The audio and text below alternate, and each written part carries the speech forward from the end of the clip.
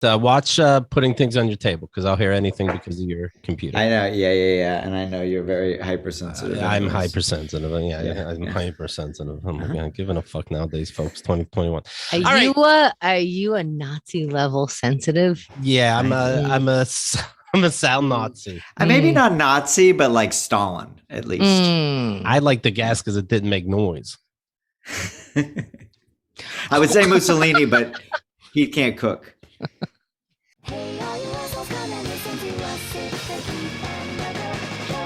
Welcome to Keith and the Girl. I'm Keith Malley. I am Chemda. Thank you for tuning in. Thanks for listening. Thanks for sharing the show. We literally have the coolest and best community in the entire world. Amen. And l'chaim. I'm looking at letters right now that were sent to our P.O. box. Here's one that says, "We're wild with excitement and happy to say a sweet baby boy is on the way. Please join us for a baby shower honoring Sabrina, blah, blah, blah. Saturday the 28th. I'm in. You listen to the show and you wrote, "Thank you for getting us through tough times, even this," I guess the baby shower. So let's see. Saturday, 28th of August. I think not just the baby shower, the pregnancy and such. But It could be the shower. Parties are tough. August. It's September. Oh no. I was gonna get one of those. I'm talking deluxe fucking carts that you carry babies around with speakers, stroller. But you don't even use the word stroller for this. You get it from Home Depot in the back. It would have water holders, all sizes. Well, thank you and welcome to the world, Sabrina. However those things work. Oh well, maybe next time. Here's one I have. The envelope has fish drawn on it by hopefully a kid. I don't want to say. And people are flying. I think they're flying, and there's a balloon. Anyway, definitely written by a kid. Dear Keith, please take swimming lessons. Oh, fuck off. XOXOXO. Go to Little Dolphin Swim Academy. See you there. Love, Lizzie. All right, Lizzie. I might stand out there. Yes, you'll stand out. You'll be in the group that comes before me because I can swim better than you. Hi, I'm a child. Well, thank you nonetheless. That's sweet. I got a delivery from Amazon right before the show. Not to brag, but the 36 rolls of Charmin. And then when I get to my computer, I see it says, "Hi, your package was delivered. How was your delivery? It was great or not so great?" Honestly, it wasn't that fucking great. He has the big box on his shoulders as he comes in, and he turns to me, indicating that I now grab it off his shoulders. Then I start to walk away and goes, "You have to click this." I have to click that I accepted it. It wasn't the greatest experience I've ever had. I think I'm just going to ignore it because it wasn't great. And I know what not great means. And Amazon just won't give feedback for me today because it's too much. No. Please send your thoughts and prayers through our P.O. box like these other fine folks have done. Keith struggles on a daily basis. And it's so good that he shares it here because you need that release. But that's so funny. I also got my million rolls of toilet paper just the other day. And here's what was weird about it. I went to get some, I think probably wipes or something completely unrelated. And I was like, "Oh, right, it's time. We're almost out." I go, and before I type anything, it goes, "Hey, are you looking for this?" And I'm like, "That's what I was looking for." And then I was about to type it in. They just know I'm going. Yeah. And then underneath it, it said, it's recommending that I get toilet paper. And I'm like, I don't think I need it. But if they think I need it, I'm probably going to come back here tomorrow and look for it. So I just ordered toilet paper and it came pretty much exactly on time. Yeah, they know. I logged in. It said, "Hey, welcome back, shitty." I'm like, what the fuck? Oh, well. Welcome to everybody's excited for today's guest. I'm excited for today's guest. It's a longtime friend of yours. In fact, last time he was on, this guest talked about how he met Keith in a hostel. And then something like a year later, he's walking around the Lower East Side, re-meets Keith because Keith doesn't recognize him because he's randomly asking for people where to get a haircut. That's how they became fast friends. Here is, to speak for the world of men, your weird relationship. You know him from Diamond Dogs in your VIP package, and he won second place in Keith and the Girl Chat Poker. Hollywood.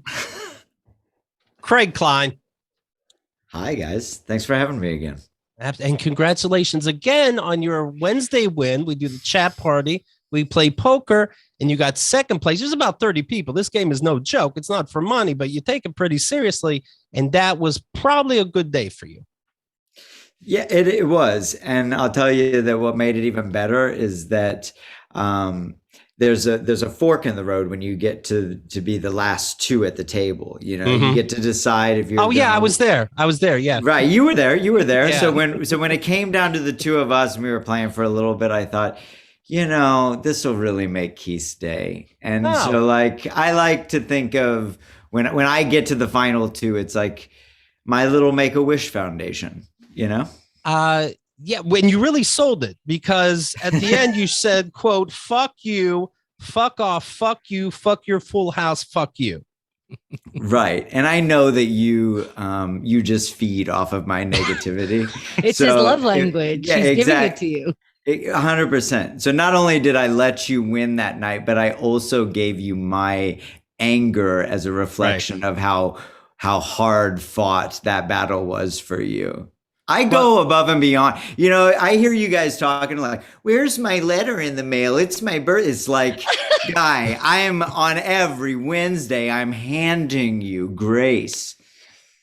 I wonder if it does upset people, because I can't help but think, I remember being on the show not too long ago because I was talking about camping poker. And I'm like, it's true. If I focus, I will win. And so, people are like, okay, let's see you do it again. And then I do, and they're cutting wrists. Right. Very exciting. Right. Do you remember the poker game that was right before that poker game? Sure. You're talking about when it was, us that personally know each other playing poker. Henda was out dealing with her nephew or something. Anyway, it just ended up being you and me. And then I just keep going all in. Then you kept on going all in, but this is not you're not jumping tracks from your normal play style. This is your MO. You go all in. Sure. And I'm always number one. Right. Always number one. But then what would happen again? What happened was you felt weird being there's only two people and you're like, let's not count this. Oh, there was four people technically. And I didn't. Well, all I'm saying is that I want you to say to your wide listening audience that I just days before I beat you mercilessly, not once, not twice, but 3 times. And then I didn't even make you pay me the money you owed. You are so. Wait, hold up. First of all, Go ahead, Henda. Okay. It is very good that you continue to give him love by way of showing him how angry you are. This is a more subtle version, so he gets to recognize it like a peekaboo. Very good. By the way, do people get nervous when, as they're talking, I'm taking notes? Like, okay, whenever you're done. But Henda, continue, please. And I believe I was there when the non-payment issue came up. And Craig, you said you don't have to pay me. And Keith goes, and Keith, I think, is very big on we had a bet. The fun part is we pay each other without crying. Right. So Craig goes, you don't have to pay me, because he's trying for it to be a friendly game. This was a little unusual. It was silly. Yeah. And Keith goes, say it one more time and I'm not going to. And Craig right away goes, you don't have to pay me. And Keith goes, that's the end. Yeah. Perfect. So all this is silly goose. Right. So again, I won because I just won $60 that night. Forgive me. I'm sorry, guys, because before I came on, I do a little bit of research and I looked up the Keith and the Girl podcast and I could have swore I saw silliness as part of it. So I thought we were just playing silly goose. It sounds like you're being silly goose. Now, of course, I like Craig. I don't want there to be misunderstandings. He keeps encouraging me to see the TV show What We Do in the Shadows, because I love the movie and I just never got around to it. And most people would just be like, all right, you're going to miss out. But he kept pushing and pushing. And that's appreciated. Not sarcastic. Again, this is just the voice I'm stuck with. It's a sarcastic voice box. Is this the loving side?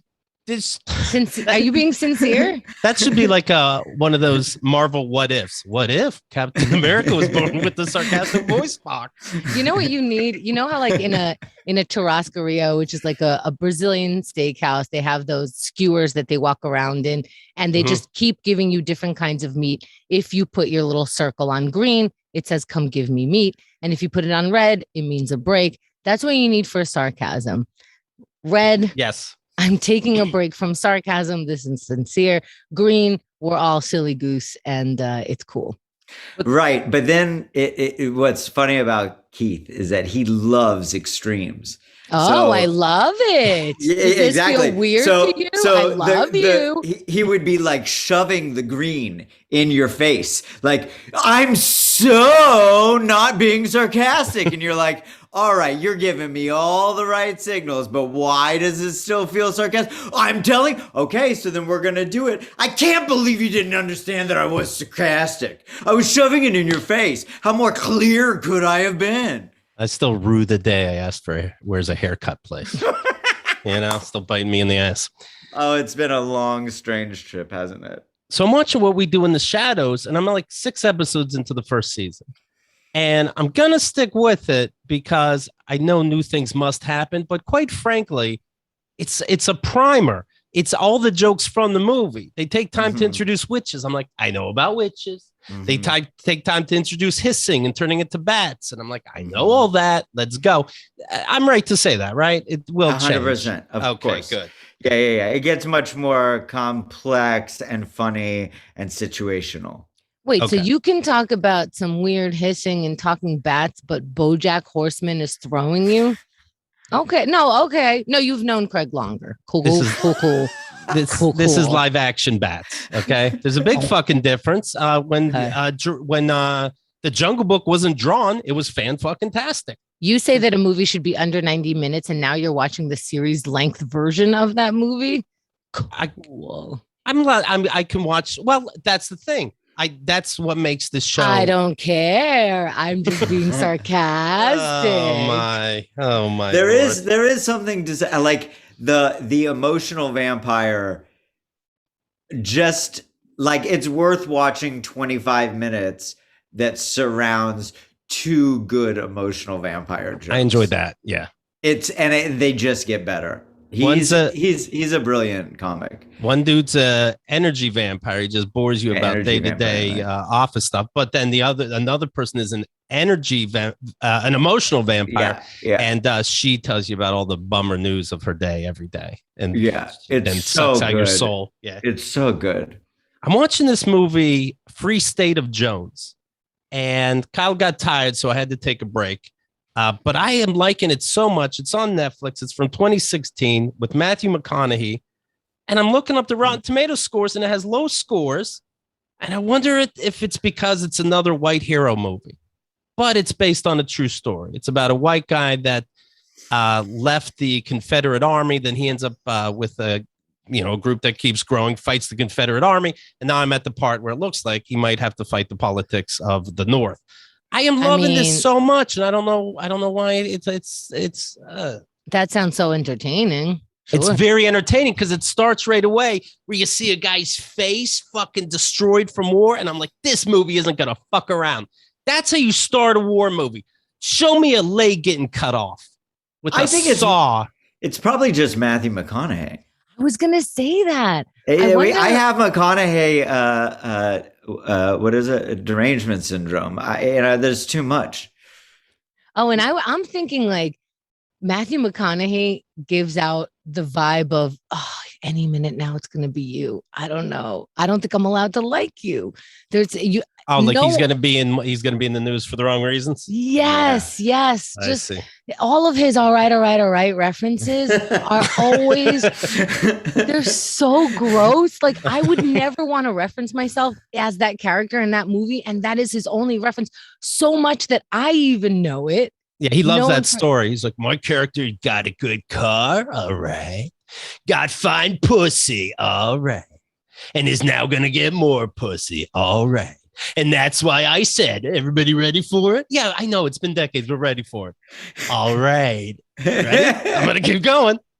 It's like, yes, we know Matthew. But and now he's also- running for governor. Isn't he running for governor in Texas? He's teasing. He's saying he's thinking about it. You know. But also that character was, what was that? There's a quote also from there that I know, even though they grow, we keep getting older and they still stay the same age because they're in high school and they keep changing new students, obviously. Because he's out of high school, continuously hanging out with high school kids and enjoying it and saying out loud that that I don't and I feel like this was years and decades ago for him as a character. We shouldn't just be like, this is this person, but you're the one who keeps referencing it. And that's the only reference I end up having with you. Yeah. If somebody tells me, if I had Matthew's role in Dazed and Confused and they said, you did a good job in that role, I'd say, thank you. I wouldn't say, fun fact, I improv'd all the creep shit. He didn't even know. They gave me one line where I paddled the paddler. But I turned it into I'm a big fucking pervert. And now I'm the star. I'm on the VHS cover. And I read about method acting, and I did that for that first role. I decided to just keep it on, honestly. And it's worked well for me. I went from method acting to meth acting.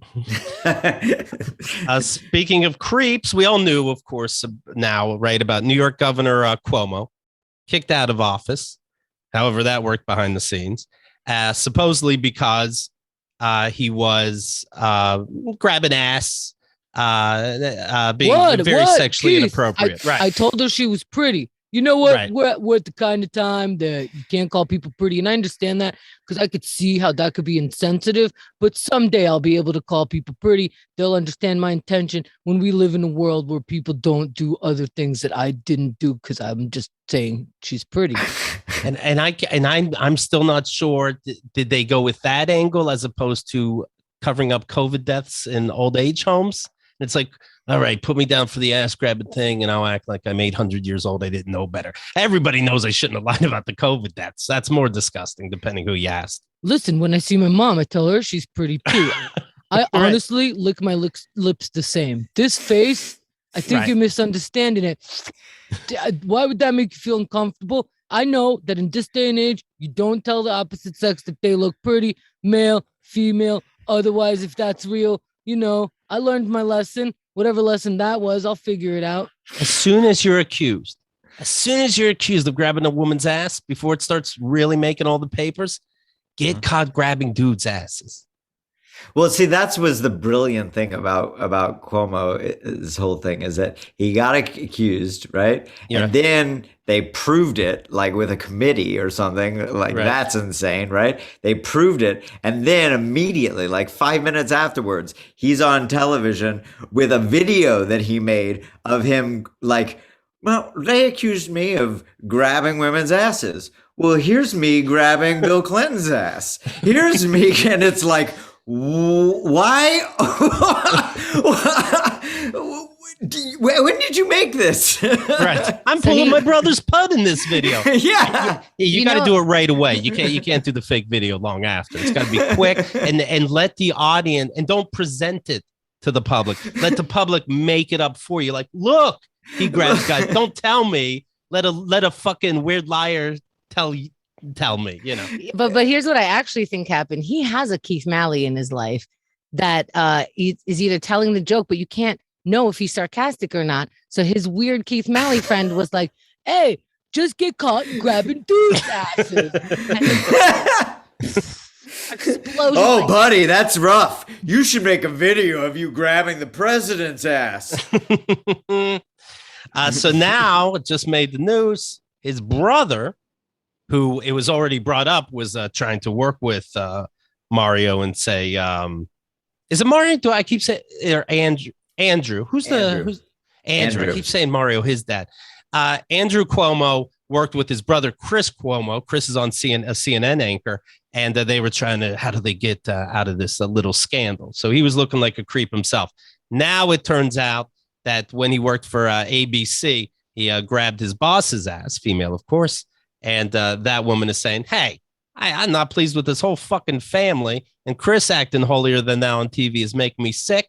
It's not a court battle per se, but I want you to know he grabbed my ass And here's a stupid email apology that he gave me, and I want the world to know.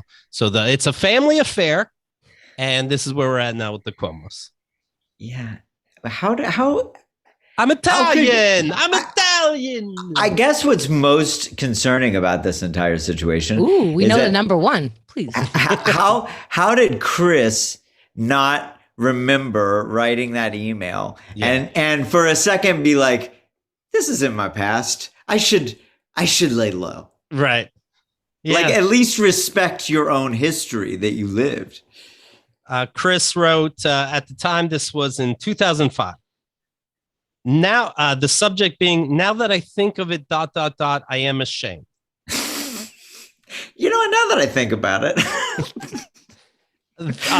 Though my heart is now, there's some also I don't like when people don't start with the capitalized letter in their email, because the capitalized letter is automatic. You have to go back and lowercase it. So it's not, could we say that this was 2005 and that, you know what? You make me so nervous about text. Sometimes the thing doesn't come up as capital, even though I'm starting a sentence. And I'm like, you know what? I'm going to fix this because this is going to be a distraction for Keith. Even though several other things happen to make this happen, I'm going to fix it. And then there are triumphs where I send you a text and I'm like, you know what? I use 2 exclamation points. He will have to sleep tonight. This is how CNN is going to try to confuse the situation. Okay. First of all, I have written many letters, and they actually do start sometimes with not a capital letter. Then they're hard. I like to keep everything lowercase because I like to think of myself as a pacifist, and you know, like when I'm talking to somebody, I'm like, huh? Yeah. Well, I know I did stand up on it. I don't know. Like, there's so many rules that I didn't know about. Somebody told me, a girl when I was dating, "Are you mad at me?" And I'm like, "What?" She's like, "Oh, your texts are ending with a period. It's aggressive." I'm like, what? Oh, fuck off. No, I mean, fuck off. Fuck off. As if that seems like, okay, every period you're writing, and that's all I'm saying. Period. End of story. Anyway, This also happened. Period. End of story. What's an exclamation point do? Well, don't ask. That's when I broke up with her. I had an exclamation point. I put 3 periods, but that really confused her. Though my hearty greeting, he wrote, was a function of being glad to see you. He grabbed her ass. Christian Slater got arrested for a kind of similar act, though born of an alleged negative intent, unlike my own. And this is an apology, by the way. And as a husband, I can empathize with not liking to see my wife patted as such. So pass along my apology. Pass along my apology to your very good and noble husband. And I apologize to you as well for even putting you in such a position. You can have the second apology. And you should get an apology in your own right. I mean, he must like you for some reason. He respects you. I'm treating you as a person. You'll get an apology too. Next time, I will remember the lesson. First of all, you better get the lesson tattooed. I will remember the lesson no matter how happy I am to see you. You even threw in an extra flirt. Well, isn't that how the joke, what? I'm just happy to see you came to. Right. Is that a pencil in your pocket? Someone pointed out to me that groping is criminal, even if it's positive. So I can empathize with your husband. He should write a book that entitled "What? I Was Happy to See You." He has a book that he's working on. It's called Happy to See You, and he's like, I got to change that. Or it should be called Pencil in My Pocket. Right. And what's weird is when I see women defending Chris Cuomo, and I've learned fairly recently why women do it. For the most part, it seems to me, is that when they minimize somebody's abuse, then any abuse that they took in their personal life is also minimized, and they don't have to deal with that. When I remember saying, like, Pamela Anderson, for example, was defending a rapist, and it's like, Pamela, I know your book. You were raped 5 times. Why you of all people? And I think it's to minimize what happened to her herself, so she has to shut down somebody else. I think there is some of that in there, and there could be some of that in there, but I think a lot of it is we're all in the same system. So my mother's beliefs is the same as my father's beliefs, even if it goes against her well-being or position in life, were part of that setup. So if my father says, I'm the last word, my mother will agree with him wholeheartedly. So it's not that she's faking it or covering up for anything. She believes that too. You're in the same system. What did I do? It's weird when I see women jump into the defense. From the email, this woman says, it sounds like he was joking when he did it. You know that joke. Oh, I'd love to tell her jokes. No big deal, but she's making a big deal out of it. All she's saying is, hey, look at this creep. She's not taking him to court. But if it was a joke, right? Right. Then why wouldn't he just say, you know what? It was a joke and it was obviously in bad taste. Really sorry that it was a joke. But he's not even saying that it was a joke. It's his apology. That is the most insane thing that I've ever heard in my entire life. Why Christians, you know what? And in fact, Christian Slater, if you'll reference New York Times, September 1995, Christian Slater was arrested for a similar thing, although we can safely assume that his was malicious intent. Right. Like, what the fuck are you talking about? It's him going like, he's a bad guy. I'm clearly a good guy. So, this apology isn't really necessary. And that's what makes me extra good. It's the news is like porn channels now, kind of. I totally agree with you. This other woman said, my gosh, 16 years ago, and she saved the email. I am disgusted, frankly. What? You don't print out the email and put it in a safe. She has it, and she's disgusted with the family now. What? I would love to have all of my emails of all of life. What's right? Who deletes their emails? I have it. It's mine. I want to know what comedy school the Cuomos go to. It's like I told Keith that I stole Chemda's car keys last year. And then at some point, Keith is like, hey, Chemda, Craig stole your car keys. And I'm like, I am so disgusted at you, Keith. Right. The loyalty. You said that you were going to be honest. And actually, it'd be more if you stole her car keys and a year later she complained. Yeah. Or even 15 years later, I finally came out and like, Keith, you know that friend that you keep referring to? I got to tell you something. 15 years ago, he stole my car keys. He thought it was funny. He thought it was a prank, but I never got my car keys back. And I am so disgusted with you. I'm so sorry. You even bring that up? It's like that. Remember when Jackie Martling grabbed Chemda's ass at they were doing a live show. And so, he knows Chemda's not going to turn around and make it a big deal. So he did it. It's always the greats, right? It's always the greats. Jackie Joke Man Martling. Yeah, wow. It was a tough day when I had to take his portrait off my wall, I want to be a complete cliche right now and say I did not know that it would affect me as much. And I believe every woman that said it affected her. I mean, okay, I believe blah, blah, blah. Anyway, I thought that I could shrug it off. It's not that big a deal. And then it happened. And I was like, holy shit, all of the things that people describe just happened. You were ashamed behind the scenes. He joked also sexually. You like batted it or shrugged it off. And then, just to kind of keep working. And then he leveled it up because he could see that you're not sort of fighting back because you're trying to keep an even keel. He grabbed your ass. And then the show started. And it's like, holy shit, did I just experience that? Then you're watching him on stage taking all the time and then you got to go on stage with him and joke around with him. Fan-fucking-tastic. Yeah. Every feeling that they wrote describing this it all happens. And his confidence is of like, I was reading something where maybe I saw it on like some interview that Donald Trump did like back in the 80s when he was still like an interesting kind of guy, you know what I mean, to the average person. And he was saying like, you know what I do when I go into board meetings with powerful companies? I go up to the CEO beforehand and I whisper in his ear that he has bad breath and I offer him a mint. And then we sit down to the meeting and he's off his game and I'm totally in control. And the equivalency is there.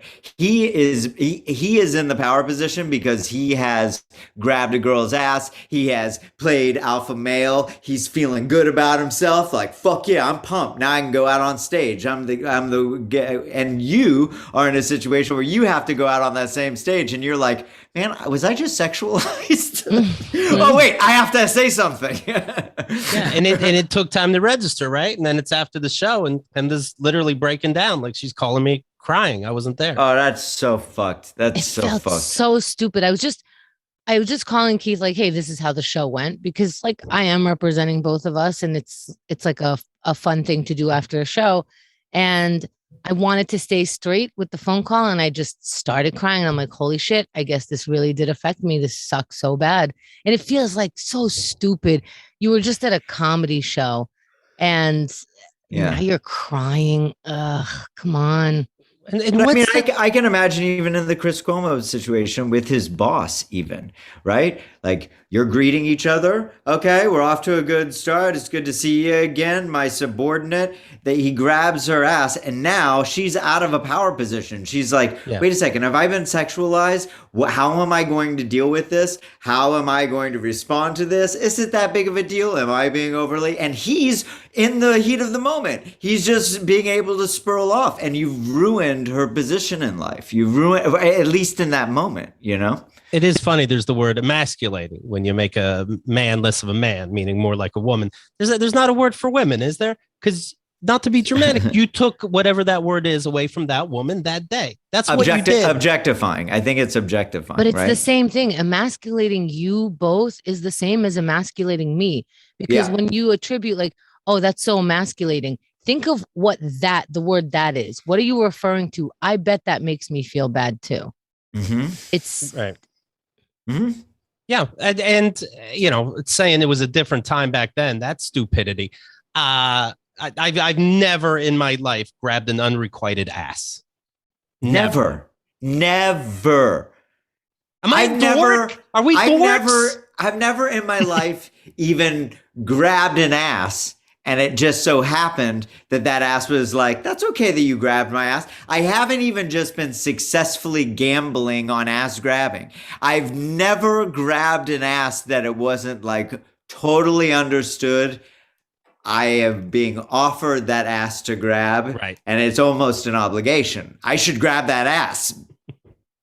I was just so happy to see you, though. That's all. So I bring up so Jackie to reread his non-apology at the time, and said, I even wrote him too. You know, hey, do you know this is fucking beyond, right? And you don't seem to be acknowledging. We're talking about ass grabbing, not silly jokes getting out of control. Of course, he wrote at the time. This was in 2015. I saved the email. Of course, I see that night was beyond, way beyond that goosing hemda. I hate that. What's goosing again? I'm sure I asked you this at the time. I guess it means grabbing ass. I goosed her. You know, old-fashioned goosing.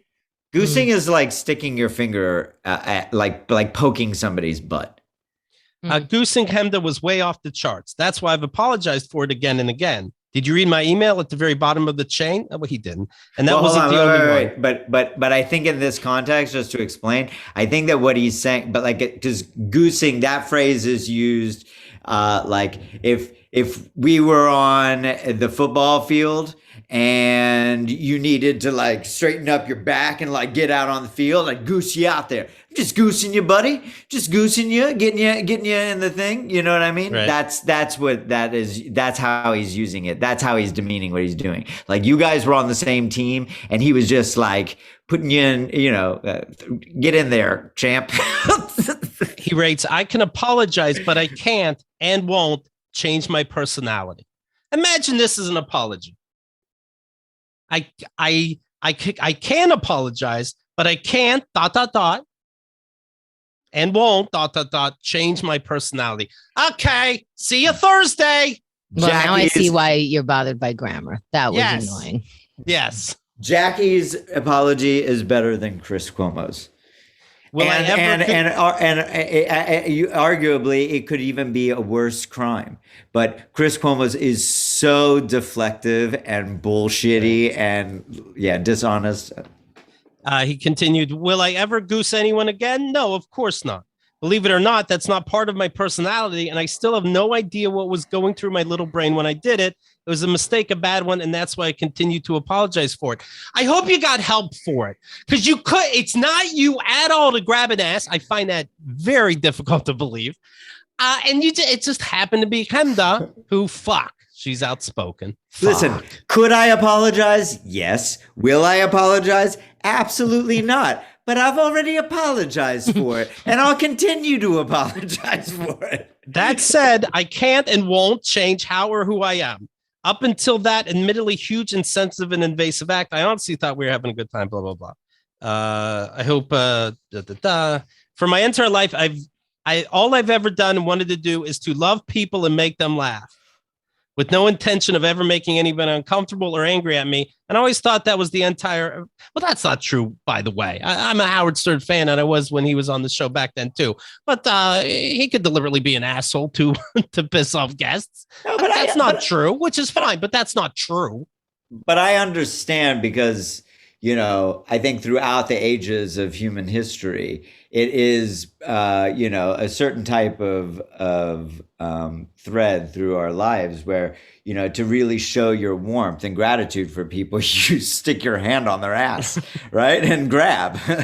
Well, I'm not sure what this apology is now because he said that was wrong what I did. I apologize for that. I can't apologize. I won't change my way, but that's not how I am. So I'm not sure, is he going to change or not change? I wonder if it happened again. Like, it has been 6 years. Did the oh my God. I mean, not a bad record once every 6 years, but damn, it is a little embarrassing at family dinners. I really should have known by the way he cooked steak. Oh my goodness. I've never seen something worse.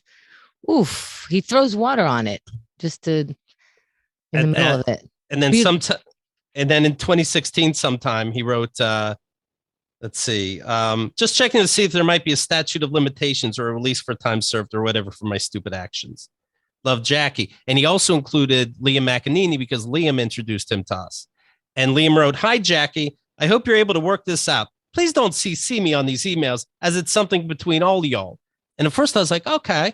And then Liam added, "Thanks. Good to hear from you." Like, Liam, what the fuck? Yeah, you guys weird. Work it out. That's your business. But we're still pals, buddy. Like, what the fuck was that?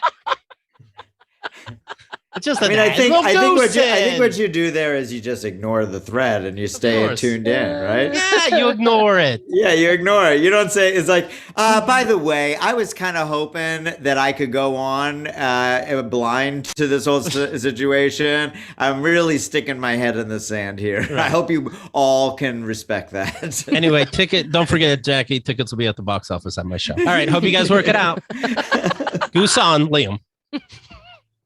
Quack, quack. Will I ever goose somebody again? Absolutely not. Do I think it's wrong? Probably not. It's just who I am. Am I sorry for it? No. Yes. Fucking prick. I got a bunch of emails from our buddy Vincent Garcia. You remember him? Oh. He was on Usama Siddiqui's show. It's episode 3410, All We Are Saying, and we talked. He was on when Sudama. Do you regret jumping in? Yes, I do. Yes. Osama bin Laden finished his segment, and then Vincent. She's sorry, but not sorry. She couldn't be sorry, but. And let me tell you something. I don't want to change my actions. What we're saying is, right. When Osama was a guest, this guy was a guest as well. Right. Yes. Right. On Keith and the Girl. One more interruption. Usama talks about his America's Got Talent controversy with Heidi Klum, his Bengali heritage, and giving up med school to apartment squat and go into comedy. Then Vincent joins Keith and the Girl in person, and the three of them discuss the blessings of jail, anger issues, crack, meth, racism, and the power of realizing your own ignorance. And you're like, okay, this guy had crack in his life. He obviously wasn't raised properly, not to offend the family. And he is, quite frankly, ignorant about things, meaning he doesn't know about things, and he's racist because of that. Could this person become a better person even though he's an adult now? I really don't know. But we got along, right? We were fast friends. I checked my email last night. I got like 4 or 5 emails in a row. 11:50 p.m. Here's the first email. Had VIP for 6 months and listened to over 400 episodes. Record? I know y'all don't respond to my emails, questions, or blah, blah, blah. And he sent it. And that's the first email I saw. And I wrote back, nice. Because what am I supposed to? Okay, I acknowledged. What the fuck am I supposed to write? Okay. Keith is like, where's the like button? I got it. Got you. You don't write back. I don't send. I mean, what am I gonna? Okay. Then that was 11:50 p.m. Also at 11:50 p.m. A subject called elevator. I'm sure you've had this answered E:364, which I later realized meant episode 364. Answered E:364 elevator jack. Don't know if it takes you straight to your room, but if you press your room number and close doors at the same time, it immediately closes door. I don't know what any of that means. On E:367, thanks for entertaining me every day for 11 hours a day with old episodes. Okay, not bad. Also at 11:50, a picture of the inside of a... Did you click like on the last one? No, that was it. You already got your nice. That's enough. Then at 11:50, a picture of a coffee machine, which I guess kind of complained about a hotel coffee machine and maybe show me grounds, but the picture's not good enough. I don't know. That's a new email? That was a new email. Yeah. These are all fresh starts. By the way, that's a sign of psychosis. Wait, my dad does that. You start a whole email so you don't have like I don't know what, like it's a whole new me or something. I don't like it. Reference your last email and you're going off that. You're going off the last impression you made and you take it from there. You can't trick me. I know when you send me a thing, the last thing was a fucking coffee machine. I'm going to figure it out. Don't make me do detective work. Can I see the coffee? Sure. Just a picture. He opened the top and he took a picture. Okay. We'll put it on keithandthegirl.com. Maybe you get something out of it I didn't, but only let me know 20 years from now, okay? 11:55 p.m. Elevators is the subject, but not a continuation. E:364. Didn't know if elevator will go straight to your floor, but I know it will close doors immediately. I know y'all don't like me, so y'all don't reply to emails, questions, or blah, blah, blah. And it's written a little different. It's not just copied and pasted. Have my VIP for 6 months, maybe, and listen to the show every day I'm on the road. I've listened to over 400 episodes. Record? Again, it don't matter. Y'all don't give a fuck about your listeners anymore, like the beginning of Keith and the Girl. When I listen to an email now, I think I'm still in 2005, 2006 episodes and can respond like the good old KATG. Fuck you. Okay, I got it. I pieced it together. Ready? Okay. You're so good at psycho. Well, this is going to be good. Let's see. Hold on. All right. So at 11:50, which, by the way, is 4 a.m. in some parts of this country. So let's keep that in mind, right? Even though it's absolutely not. Okay. So I just listened to this. I'm so good. Keith was so good. Did I tell you I listen to you all the time? You're my good buddy. Okay, 10 for a good buddy. You listen 600 shows. Send. Okay, yeah, write that. Okay. 11:55 rolls along. I never sent my email. Oh my goodness. Never sent my email. It's so good. It's so good. You know what? Actually, fuck this guy. Why do I even like Keith? Oh, does I even like him? I just shit my pants. I'll send. Okay. I looked for the last email that he sent that I didn't respond to. Like, all right, is it something he's really needed an answer and he couldn't believe it? This was from the 11th of this month. It's now the 24th. Making amends, he wrote, for the subject. I've been listening to past episodes on episode 312. What I'd you have done something to a loved one should you ask for forgiveness then? So you can understand I didn't respond, and now fuck me.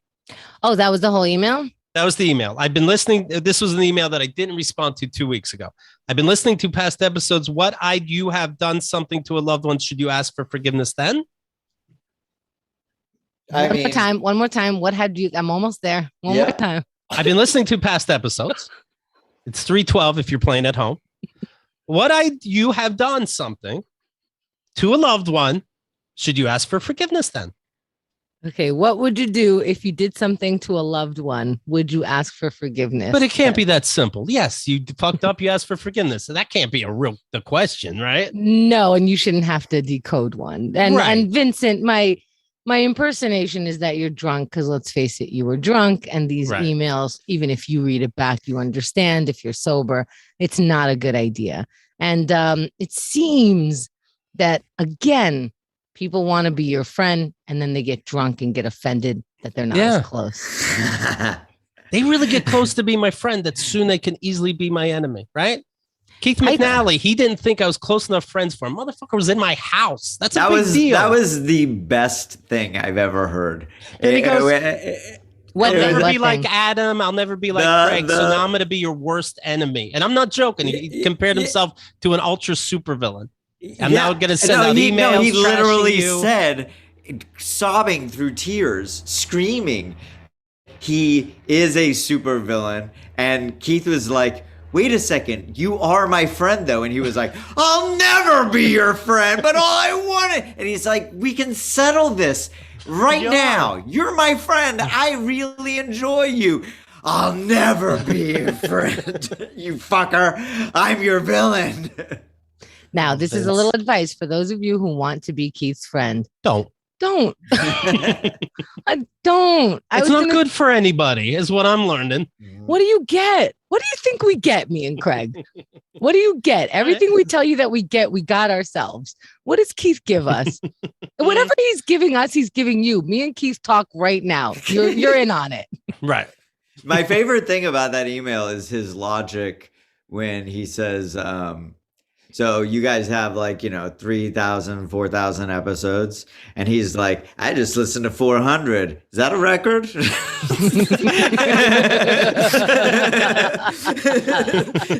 It's like going into that Buffalo Wings place and being like, I'll take the mild.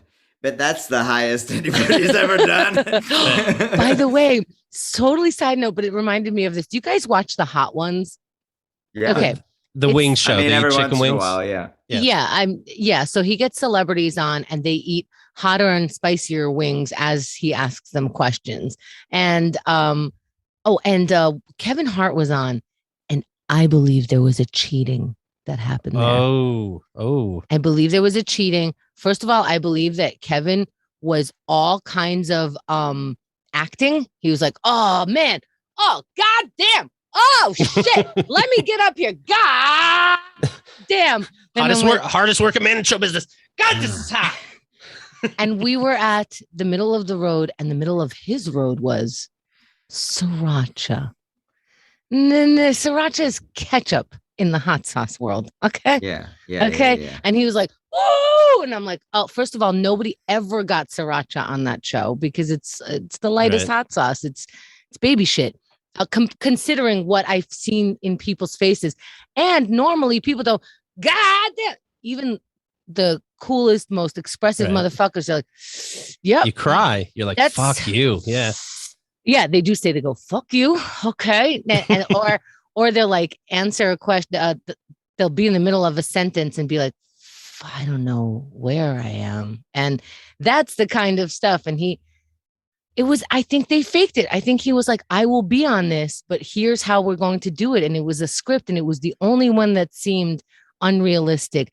Now, if you watched the show and you saw the Kevin Hart compared to other people, please justify my words. Am I right? Wait, we're recording, right? Nope. We're just hanging out, buddy. What's up? Okay. Because before I go out and slander the greatest of all time, whatever. He's Kevin got Hart. Enough in his life. Are We're you good. saying that this guy lied in front of a camera audaciously as if the audience is a fucking idiot? Because that's not my man, Kevin Hart. I sat through 8-9 episodes of that fucking piece of shit documentary that he created. I saw and them I'll all. tell you, it is sincerity. I don't know what that means, but where's the sarcasm it's card? sincere. It's sincere. Oh, okay, Yeah, okay. Yeah. sincere. Oh, And sarcasm. Now that's TV I will watch. I watched that whole thing, and you would be Wow. confused me watching it because you would have thought he goosed me. I'm like, you motherfucker, you stupid mother. You said that, and you're the editor too. The only way that that's a good show is if he came out and he was like, this is a mockumentary about a douchebag that is a douchebag. And you kind of follow him being a douchebag. And I thought that would be funny. Joke's on you guys. I'm actually an awesome person. But in reality, he's before anybody has the time to ask him anything about it, he's patting him like, yeah, and then I produced, self-produced, self-wrote, shot it on myself from my dick. Yeah, actually, I did it from my dick. I did it all myself. Pretty much like everything else that I do in life. Did I mention that I actually build bridges now too? Is that just a little thing that I picked up? The worst. It's called "Don't Fuck This Up," and and with that said, please make season 2. Please, I'll be done with vampires soon enough. I don't know how you do this. Please. Between this and the Jersey Boys over there, what was that? Jersey Shore. Oh my God. You and your TV watching is so weird.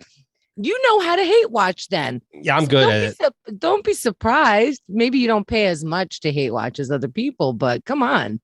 I saw that Kevin Hart has a new like late night style talk show where he interviews celebrities. Right. And but again, sure, great. He's a well-known comedian. He has a lot of connections. I could see him in a late show type of thing. But, you know, I got to be groundbreaking. So I'm not going to be like doing it from a desk or a chair or instead of, I'm going to bring them into my wine cellar. Right?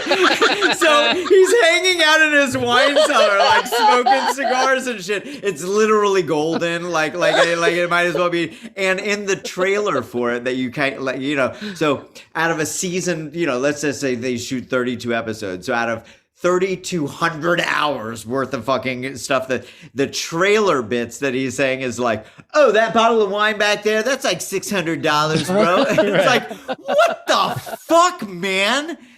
Why are you saying that to Chris Cornell? He's dead. Right. That makes no sense. He doesn't care about that. It was a framed picture of Chris Cornell, and he's talking to him about his wine. It was disgusting. Yeah. Do you just want to talk about, like, are you into wine? Are you have a wine show? Wine, dude? What the fuck is the matter with you? By the way, what's going on over there in LA now? Yosemite is on fire. Oh, motherfucker. Yesterday, I wish that we were doing this yesterday and you could have seen the light. Like, it's hard to explain. The point is that there's smoke completely covering LA, like thick layers of smoke. The sun was like behind the clouds on a cloudy day, except it's bright neon orange, like a perfectly round circle that you can look at without the sunglasses, you know? And then the instead of being able to see shadows on the ground, you know, like you're actually seeing like blocks of orange light that is being shown on the ground, like it's an artificial light. It was so surreal. I tried to take photos and I couldn't, but yeah, it's fucked, man. 1,000-year-old forest, 1,000-year-old, several thousands of years old. Trees that have been around since woolly mammoths are gone, burned to the ground. Is it a different smell than the brush fires? It is. It actually smells like wood instead of like awful mountain brush. Yeah. Is this a dumb question? You go there for the weather. Is that gone? Well, that's what they're saying. Yeah, actually, that's what they're saying. Something that they said this summer, because there were some weeks that were like unbelievably hot for the area. And they were like, not only is this the hottest summer that is ever going to be, this is the coolest summer that we're going to have forever. And it's like, oh, fuck. That's a weird way of putting it. Did you take any time to rake the leaves? You know, we're as taxpayers in California, we're all required to do one round of leaf cleanup for forest fire's sake. How great would that be? Yeah. Craig was looking for a roommate, and this is funny. One of the people that applied was a comedian. I didn't happen to know this guy's name, but so Craig's debating about it, and he goes, "All right." I go, "Google this guy." He Googles. He comes up with one short clip of this guy, completely unfunny, and then Craig goes, "Nope, can't be my roommate." You know, what are you gonna do? You're gonna be like, "Hey, roomie, I got a show this week down at the Ha Ha. You wanna swing by?" And it's like, just the imagination of that situation. Imagine reliving that every fucking Tuesday. And like, hey man, I'm hosting an open mic night. You want to come check it out? It's like, yes, but not for the reasons that you think that I want to come. Right. Hey, you met your last best friend around an open mic. Come on. If I Google a doctor is going to be my roommate and I see he still uses a chainsaw, I know he's not using a chainsaw on me. Yeah, right. Per se, but I bet you he is. Right. And you're out of here. That's a lesson to all comedians. Assume they're going to look you up and put up your bits as if it determined where you live. Well, and so, you know, it's a financial thing. It's almost like an investment, a roommate. So it's like, I'm going to count that I don't have to worry about that. I'm going to take that off of my financial obligation card, and it's just going to come in like cake work or clockwork. And then, you know, it's like, yeah, man, I'm moving out to LA and I'm going to be a television writer. And it's like, oh, no, you're not. I don't think that one's getting picked up, man. I'm sorry. and you found a teacher instead to be the roommate. Is that right? I haven't decided yet, but yeah, I think that a teacher, there was a very good interview with the teacher, and yeah, I thought as a teacher, and I was really thankful that the first thing that she said back to me was like, you know, I'm a teacher. Are you okay with that? Because children are gross. And I was like, thank you for letting me know that. That means at least you're respectful enough to acknowledge that I should be aware of that. And that's why you're a stand-up person. And then I felt like it was important for me to explain to her, like, okay, I smoke pot regularly. I work in nightlife. It's possible that you could come home from teaching children and I'll be laying in the driveway on mushrooms. And, you know, I'm not going to bother you with it, but that's how life is around here. If I'm snoring in the driveway, roll me over, but no big deals. Yeah. Please do. Because regular human rules. Right. And I'll be honest with you that is what a relief I felt when I said it out loud. Even if she would have been like, that is atrocious, I don't want to be living around that. At least for the next however long that I'm going to be living with the person, I don't have to feel guilty for the things that I have decided that I'm going to do with my life.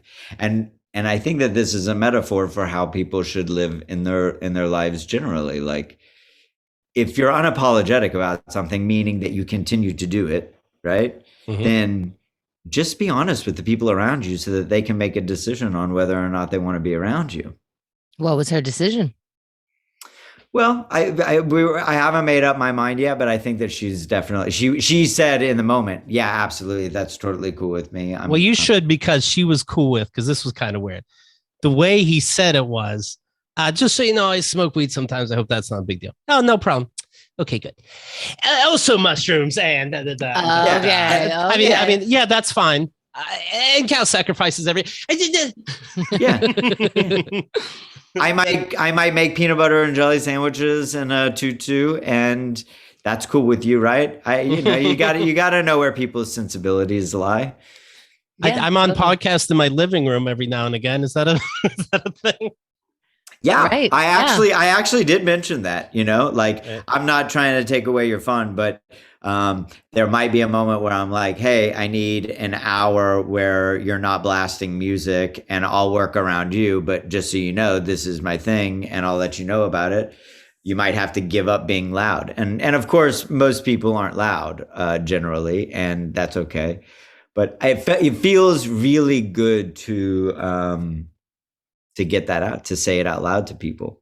Can you picture a teacher as more stand-up than a comedian? Ew. Ew. And I see Can that guy borrow that? The stand-up double entendre. Is that yours? Do you use that? You can have it. You do want to hear Craig on Diamond Dogs. That went up fairly recently, and we've been having some good Diamond Dogs fun. chats. I think that they've been hilarious, personally. We're going to do our Columbus Day Diamond Dog special coming up, of course. That's all right. That's in your VIP package. Anything else you want to tell the listeners? Well, I would like to, thank all of the listeners that have sent in condolences for our good friend Adam Brown, who did pass away. And I didn't miss a step. I'm very proud of us, is what I mean.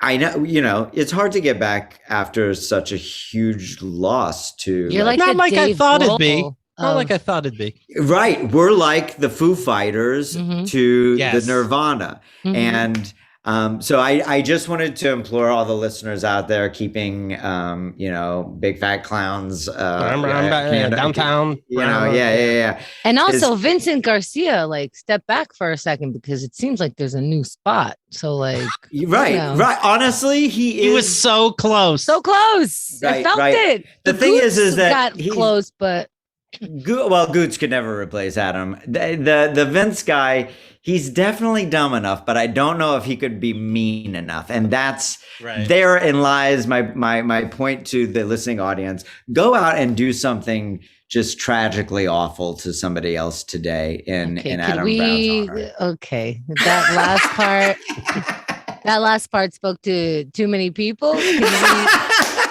Can we raise the sarcasm or quack? What do Goose do?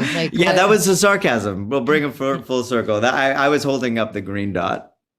All right, let's see what we talked about today. See what we can learn from it. I need to take swimming lessons. A 2-year-old is quite clear about it. Okay, that's true. I'm sorry I'm too late for your baby shower. I would have gave you the greatest things. I don't like Amazon telling me I have to say if a package received was delivered. Great. I got it. That's enough. All right. The Cuomos. Woo. That's gonna be a Thanksgiving. I just bad letters are made. Can I read that one more time? The apology email from Chris Cuomo. Please do. Though my hearty greeting was a function of being glad to see you. ... That sounds like such a boner. I never trust these ellipses kings. Do you know what I mean? By the way. Has anybody ever given a hearty greeting that wasn't a piece of fucking shit? Right. Then the next sentence starts ... Christian Slater got arrested for a kind of similar act, though born of an alleged negative intent, unlike my own. So we all agree that came from a positive thing. We can move on from that. And as a husband, I can empathize with not liking to see my wife patted as such. So pass along my apology to your very good and noble husband, whose email I'd rather have. And I apologize to you as well for even putting you in such a position. Next time, I will remember the lesson, no matter how happy I am to see you. You know that means next time he saw her, he put his hands up and he's like, hello. Like he's nodding to her. And she's just like, can you just grab my ass and get the fuck out of here? It's even weirder now. And now it's my fault somehow. She's squeezing her own ass. Okay, get out. No, I'm just saying. I should come in handcuffs. Get the fuck out. I'm your boss. He goes in for a hug and then he pulls back real quick. You know what? I'm not grabbing your ass right now. Right. You're welcome. I have stopped myself. Woke 21. There I am. Liam McEnany is sad to hear that your ass was grabbed, but he's busy sharing a sandwich with Jackie Martling right now. Vincent, where did that go wrong? I don't know. Maybe something to do with crack. And Adam Brown, rest in peace. All right, there you have it. There's everything. Craig, thank you so much for your time. I appreciate it. Thank you.